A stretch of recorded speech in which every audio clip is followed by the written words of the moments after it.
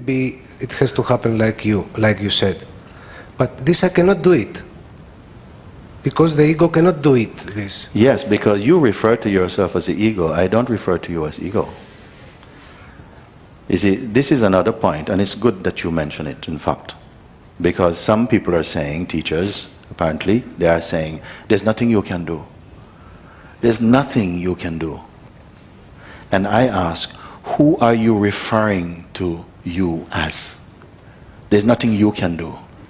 Then in already they are telling you, you are the ego and there's nothing you can do. But I don't call you ego. I say you are consciousness. And it's a big difference. There's nothing you as ego, as identity can really do to change or transform yourself into awakening. It's all ideas, it's all in the mind like this. But I refer to you, relate to you as consciousness. And what can you do? You can find out really, when you say there's nothing you can do, there's nothing I can do, you can find out who you are, this power you have. You can see whether you are referring to yourself as just flesh and blood and conditioning, or you are the awareness of this. This you can do. And when you find it out, what a discovery.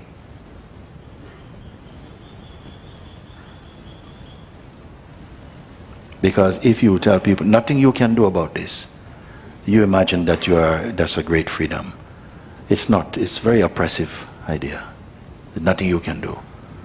They're already labeling the ones who come to them that they are egos. So where is the fruit of that relationship going to be? If the teacher already is relating to you, your ego, where's the end of your misery?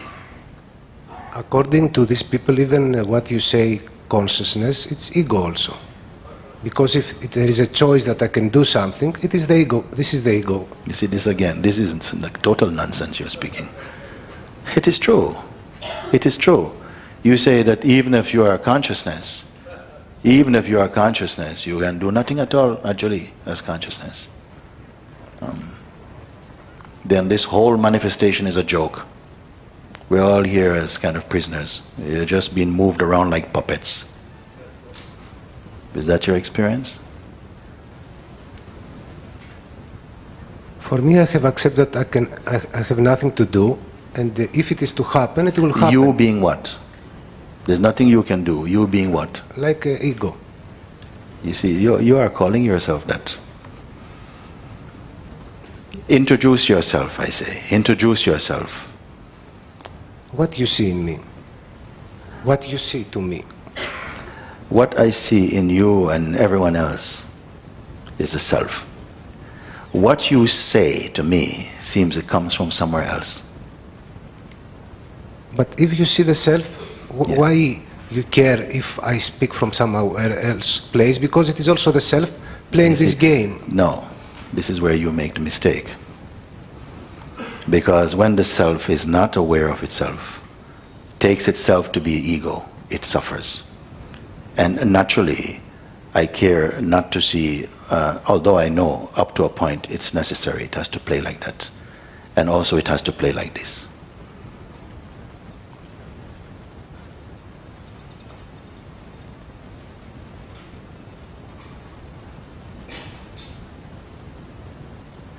Consciousness, pure consciousness, awareness, absolute, what you want to call it, when it manifests as humanity, as diversity, it's not like, oh, I don't care about that, that's something. No, it is very much imminent also in its manifestation.